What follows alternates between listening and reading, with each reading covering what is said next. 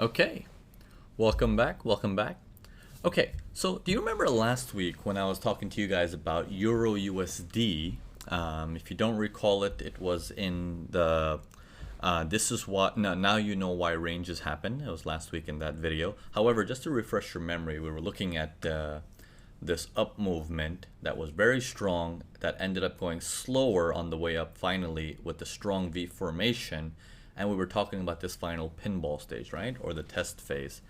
So in this market, when we went down to the 15, we looked at this like, yeah, I can see that's the area, but look how violent it is. It is a range, but look at how violent that area is, just banging away up and down, up and down, up and down. And I talked about it with you guys is, well, how do we know ahead of time that something like this can happen, right? So let's take a look at a similar pair first. Okay, let me open up Euro Yen. Euro Yen, let me go on to the 1 hour. It's also from the Euro group. And this is that same similar spot right here. It was a up move, followed by a down move, followed by a struggling up move, no higher high, and then a aggressive V or a lopsided V formation. And this one, their aggression was only this big, the pinball move, right? Let me go into the 15 to show you. Okay, look at that little range in there. It's not so violent, and if it is violent, it's more towards the downside but less towards the upside. Okay, it's got that little range in there, and then it comes down collapsing after that. So let's discuss this. Why does this happen, and how can we know ahead of time? Now, the reason why one of these things keeps fighting it, and it has to do a lot with correlation, and it has to do with another of the topics that I've discussed before, talking about keeping track of the wind behind you. So stuff like this, I've already set it up for you prior to doing this recording, so we don't waste much time lining everything up. I went into the Euro group, right? Went into the 1 hour like we were looking at. Here's the Euro USD that you saw. It's going up, pulling back, going up, pulling back, going up, pulling back, slowly goes up, V formation, and here comes that violent test phase, right? Very aggressive, very just bang, bang, bang, up and down all over the place. So we're looking at this right there to right there, okay? Now, it's coming in from a predominantly up move. Not to mention, it also has a ledge that it's bouncing off of as SNR. Okay, what about Euro CAD, that same spot? If I put my mouse in that same area right there, it's also in a predominantly upward flow and holding at SNR. Let's take a look at this on Euro Yen, holding SNR area. However, this can be argued as well, is that a down or is that an up? Okay, this is why this one has less traction. You have less volatility. Okay, wow, this thing doesn't write so well here, but you get it. Yeah, less, there you go. So it's less volatile here because it's trying to shift directions ahead of time prior to your test. Okay, Euro Swiss franc, if I put my mouse in the same area, we're all the way up here. Higher high sequences, we got a support resistance just below us. We're trying to fight. Okay, going down is not going to be so easy. Euro Aussie, same spot. If I put my mouse around here, it's also followed by an uptrend, and you're sitting at support resistance. For people are looking at this as a buy. They're not looking at it as a sell. Okay, so there's money flowing in for the buy side. Euro New Zealand, if I put my mouse in that same area, we look at this market as a downtrend or a sideways market. So this market won't help us at all to understand, well, is it going to be straightforward or not? Same with Euro Pound. This is that same area here for your test phase, but it's hard to say if that's in a top of the range or if that's from the bottom of the range. Okay, so even this one is out. But then if you look at their majority, right? If you look at the majority, like 5 of them are clearly saying you're in a sort of like an upward market. That upward market is what's causing all the problems, all the situations, right? Like your Euro USD wants to go down, but the entire Euro group is fighting it for a buy side. And that's why you're coming into this conflict. So now you have to think risk control ahead of time, right? Like let's say You did all your homework and everything, and you're like, ah, my Euro USD looks great for a sell. Now, as great as it looks for a sell, you know, knowing this information ahead of time, you might be able to plan much smarter. Now, what I mean by plan much smarter is, let me show you this. Oh, sorry, Euro USD, not Euro. Okay. What I mean by plan much smarter is if you are aware that prices can fight and be aggressive, but yet every pair in the Euro group is showing signs of trying to turn around, but they have SNR fighting it, you can try to think and plan that, let me try my best to get prices as high as possible. Okay?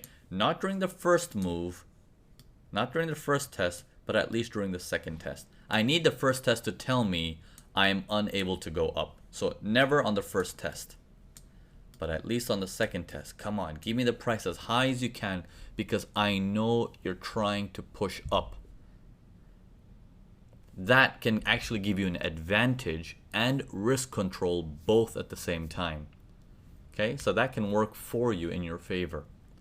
Okay, so I hope this is making sense to you of how you need to look at the wind. Take a look at this. This may look like here choppy up move followed by a strong V formation. Wow, look at that aggression there, right? Shall we look at that area too? Let's have a look. This is Euro group. This was slightly earlier. Let's just have a look. Let me just clean up this whole thing so you're not confused. Oops. Okay. Here we go. Clean, clean, clean. Okay, so Euro USD, this was slightly before. Where is it? It's up here. Let's move Euro CAD up in that area too. Where are we? Right here. Look at this. It's sitting above SNR. The V formation that this thing did on this area here, if I put my mouse just in that area, you can see it's that part right there. Look at that V formation. That's not a V formation at all. That's a struggling down move, which means buying pressure still available, which means stand by on this one. But let's make sure the entire group talks like that. Let's take a look at this further down too. Let's bring it down to that same area. Okay, where are we? We got... We are right here, actually. The V formation. And this one looks like... Hey, this one's trying to go up. That's completely not showing any signs of correlation. So that's completely out. We can't rely on that one for a heads up. Okay? It's just simple point and click. It looks like it's a lot of work, but it's actually not. You just got to put your mouse on top of it and be like, okay, show me things that line up. And so I can just get a little bit of like a heads up. Here, no sign of a V formation. In fact, it looks like the V formation is going the other way. That's not good. Okay, so not reliable as well. Okay, Euro Aussie. Okay, where is our line? Sorry, it's further back, I believe. Yeah, there we go. It's further back. Here we are. All right, so this one's giving me a V formation here. So Euro Aussie looks exactly like Euro USD, and this is saying we got a V formation and it's lopsided. This one's saying I agree with you. We're gonna be going in for a sell soon. Okay, just taking it very simplistically, like just for the V formation. We're not reading the markets up leading up to it. Just very simplistic approach of, yeah, even looking at this, like, oh, well, overall downtrend, it should be even better. Put this together with Euro New Zealand. Let's take a look at the same thing. Sorry, it's further back. Further back. Where are we? Here we are. Okay, this thing is saying clearly a V formation. Okay, so this thing agrees. I'm gonna put a check mark on this as well. Okay, and Euro Pound. Let's do the same thing. Let me move the markets back, and here we are, right here. Okay, a V formation, but holding up here, and we don't even know if that's a V formation because there's a gap here, which means that looks like a stronger buyer, and this is just a pullback to SNR. Okay, so another problematic area. Now, can we say the majority is supporting us? Definitely not. Okay, not to mention there's an X here, there's an X here, unknown, unknown, but this is okay, and this is okay, and this one is clearly in an uptrend with the V formation just at SNR. Okay, it's at a 100% V formation looking thing. So the only one that actually looks pretty good is Euro New Zealand. If you want to compare and contrast and say, oh, maybe I can trade Euro New Zealand instead. Okay, but however, the same situation happens. Even if you choose Euro New Zealand, how far back is it gonna pull back? That's gonna determine how many pairs are saying, you know what, let's go for a sell. But if everyone is fighting that idea of a sell, expect spikes. So normally when we say you have a V formation here, we say put your stop loss, since it's an equilibrium V formation, stop loss healthily above your V formation. Wouldn't that be very scary? Especially if you've entered somewhere here thinking that, oh yeah, looks like that test is holding. That's it. I'm going to enter and I'm going to put my stop loss up there and I'm good to go. The moment this thing comes up, we're scared. The moment this thing comes up, we're going to get even more scared. Like, I don't know if this is going down, and God forbid we might even change our analysis because we get so scared. Right? So these things can happen. But knowing this information ahead of time and preparing for it, what can happen is, wait a minute, I know price is going to fight. So let me do my very best to get price as high as possible to my V formation. Not the first test, but the second one. I want to grab it as high as I can.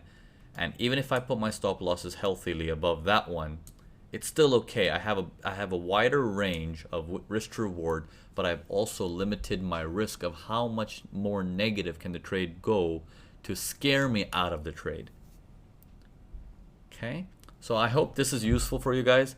I don't want to scare you from correlation because correlation is a lot of work, but I just showed you live in this recording, and this recording was what, 11 minutes long, 12 minutes long.